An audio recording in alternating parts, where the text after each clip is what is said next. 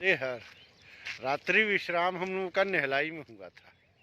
चलिए अब चलने का समय हो गया है। नर्मदे हर आगे रास्ते का वृत्तांत आपको बताते हैं। बहुत आनंद आया यहाँ पे। नर्मदे हर देखिए पहुँचे हैं माँ नर्मदा मेहरा समाज सेवा समिति। ये नेहलाई में ही है और माई से मिलने का लालच, ये माही ने बुलाया कि बाबा आओ चाय प्रसादी लेके जाओ।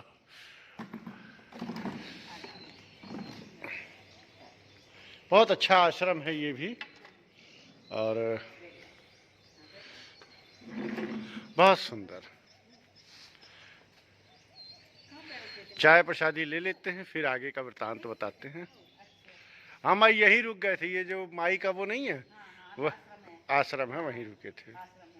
और यहाँ कम से कम 200 आदमी की रुकने की व्यवस्था है। मैं आपको ऊपर का हॉल दिखाता हूँ। जब भीड़ ज़्यादा हो परिक्रमा के दौरान तो आप यहाँ आ सकते हैं। ये देखिए बहुत सुंदर। 50 आदमी यहाँ, इसके ऊपर भी छत है, 50 आदमी वहाँ और नीचे 50 आदमी। और पीछे का आपको दृश्य दिखाता हूँ, बहुत सुंदर। शायद आप लोगों को दिखाई दे, हम वहाँ रुके थे। वो सामने इस उंगली के सामने जो आश्रम है यहीं रुके थे। एक ये मंदिर है और उसी के बाद माई का प्रवाह चल रहा है। यहाँ से भी आप सीधे घाट पे स्नान को जा सकते हैं। लगभग 200 मीटर पैदल चलना पड़ेगा और बिल्कुल रोड पे है। जो व्यक्ति गाड़ी से परिक्रमा कर रहे हैं, साइकिल से कर रहे हैं, उनके लिए भी यह स्थान बहुत ही उत्तम है। मेहरा समाज के द्वारा यहाँ सेवा प्रदान की जाती है। यह आश्रम बहुत उत्तम। साइकिल से और गाड़ी से करने वाले परिक्रमावासियों के लिए यह वीडियो बहुत बढ़िया।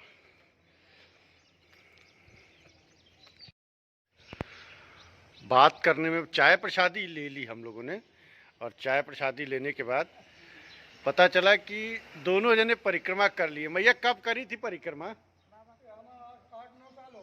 8-9 साल हो गए।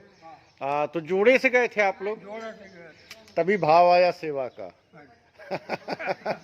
नर्मदे हर बाबा। तो प्रभु ऐसा है कि जैसे अपन ने परिक्रमा में जब चले हाँ हाँ, तो अपने को पता है कैसे परिक्रमा डालते हैं और कैसे चलते हैं। कैसे चलते हैं। वही हमारा प्रेम जुड़ गया आप लोगों से ताकि आपके दर्शन करते रहते हैं। अरे बाबा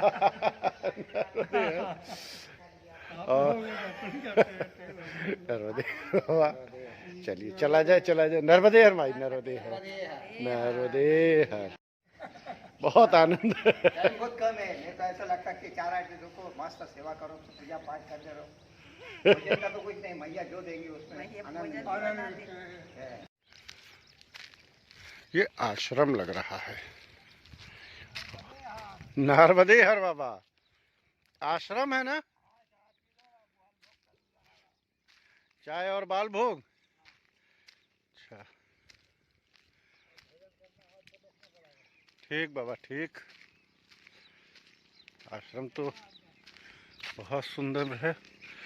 महर्षि उत्तम सेवा। नर्मदे है, नर्मदे है अंदर।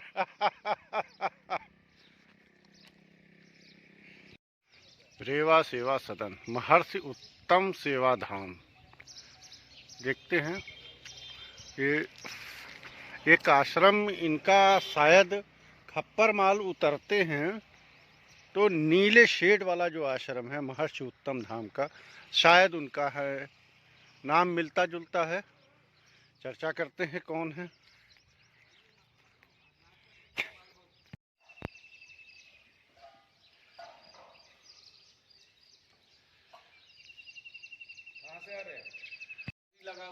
वो जो नीले रंग का शेड लगा है, खप्पर माल से हम उतर के नीचे आते हैं। चादर लगा हुआ है सबसे ऊपर जो है। हाँ हाँ अच्छा अच्छा। वहाँ जैसी और कोई व्यवस्था यहाँ भी है बच्चों को पढ़ाने की?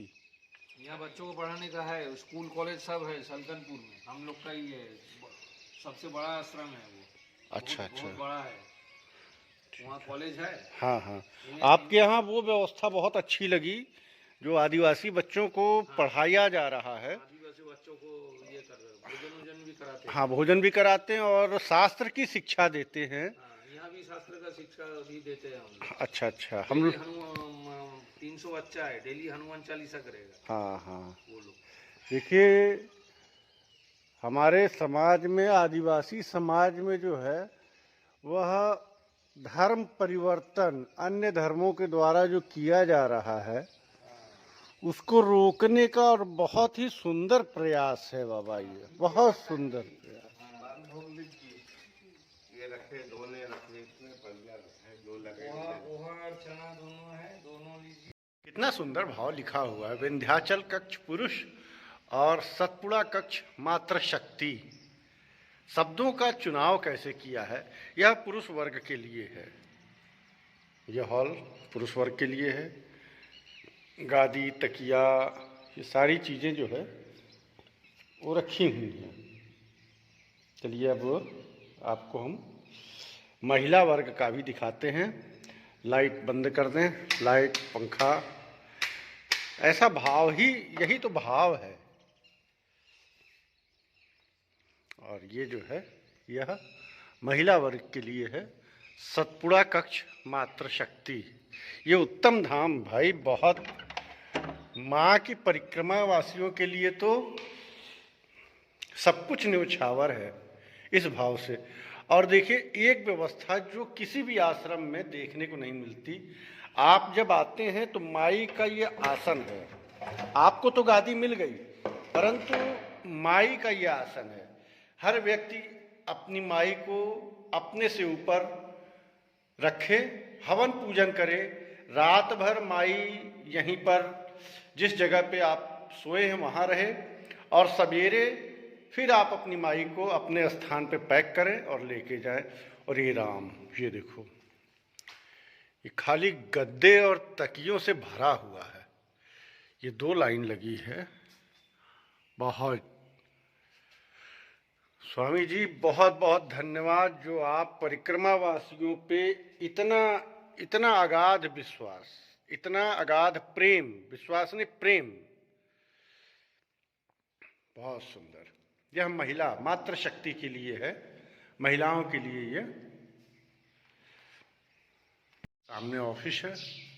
यदि इससे भी ज़्यादा परिक्रमावासी हो जाते हैं तो ऊपर कुछ छत है, ऊपर भी कमरे बने हुए हैं, ऊपर आप जाएं, बहुत सुंदर। सुबह उठ करके शंकर जी का मंदिर है सामने, हवन पूजन करिए, माई की अपने पूजा आरती करिए, बाल भोग लें और परिक्रमा पर निकल चले, नर्मदे हर। चलिए अब आगे रास्ते का वृतांत बताते हैं। और यह ऑफिस और मेडिकल सुविधा। आपको दर्द है, पैरों में दर्द हो जाते हैं परिक्रमावासियों के चलते चलते। और देखिए यहाँ महाराज बैठे हैं, ये हमारे साथ हैं, जानकी मैया और मंडला जिले की, और इनको दर्द हो रहा है।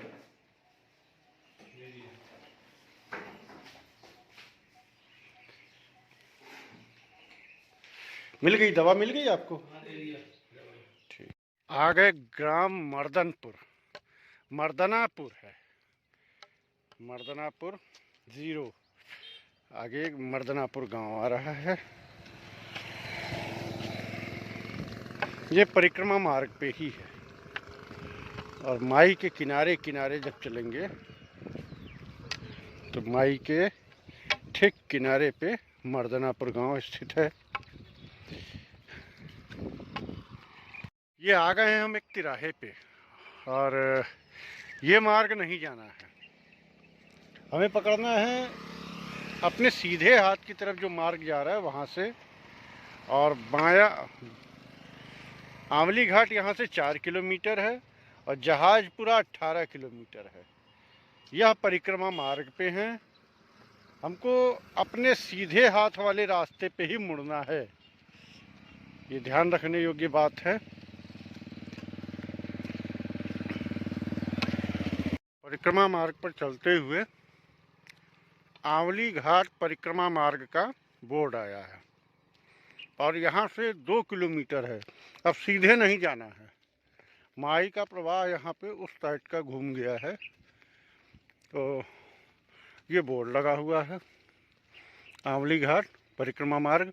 और ये जो मार्ग है सलकनपुर विजासन देवी का जो मंदिर है उनको जहाँ जाना है, हालांकि परिक्रमा मार्ग पे नहीं है, तो ये मार्ग वहाँ के लिए है, सलकनपुर विजासन देवी का मंदिर। और ये मार्ग परिक्रमा का है। नर्मदे हर, नर्मदे हर बोलो नर्मदे हर।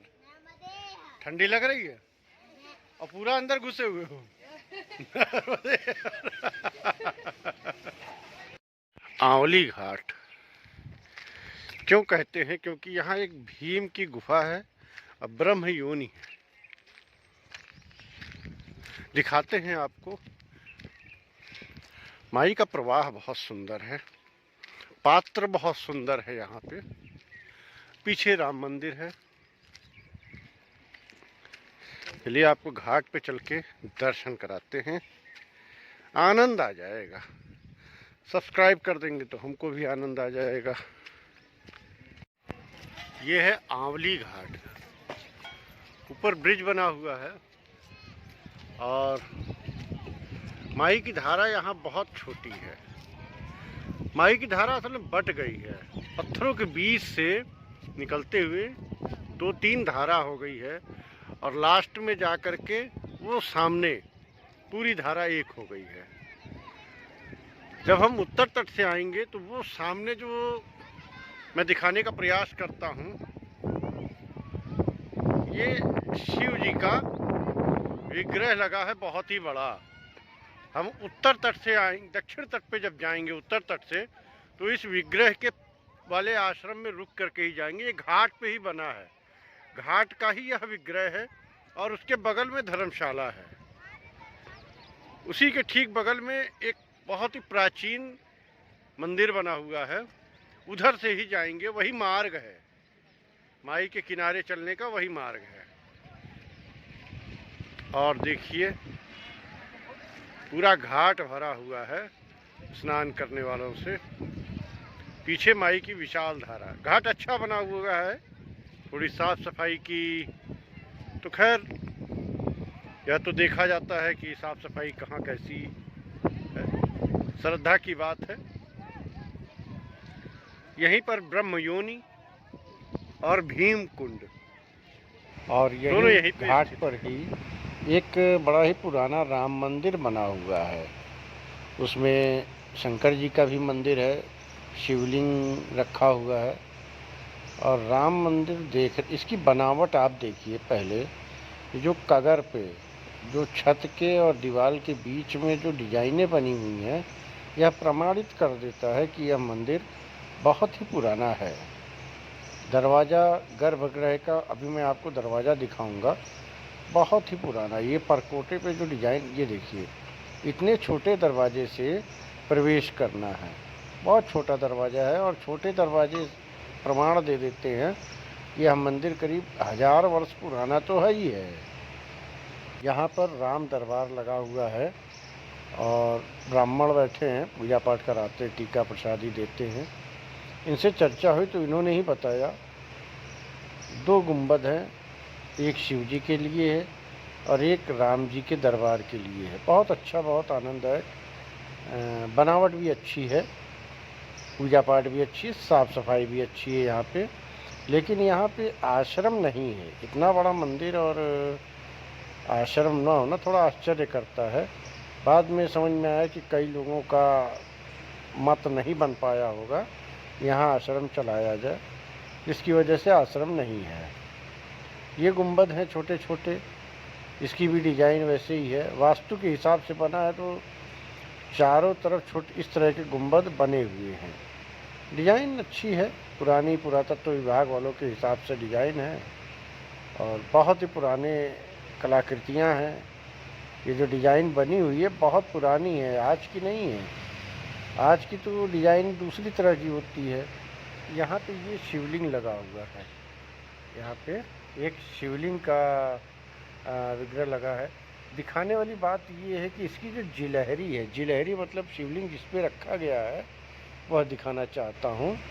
और उसकी बनावट, उसमें जो डिजाइन बनी हुई है वो बहुत ही अद्भुत है। अभी आप देखिएगा, मैं दिखा रहा हूँ वीडियो, इसी वीडियो में दिखाऊंगा। ये आप ये ऊपर देख लिए और इसकी जिलहरी की मोटाई देखिएगा। जितना शिवलिंग का साइज है उतना ही जिलहरी की मोटाई है। और इस पे ऐसी ऐसी नक्काशियाँ बनी हैं जो बहुत ही बिरले पुराने मंदिरों में जो अभी हैं ठीक ठाक, उस समय के, उनमें ऐसा शिवलिंग और इस तरह की जिलहरी का देखने को दर्शन मिलता है।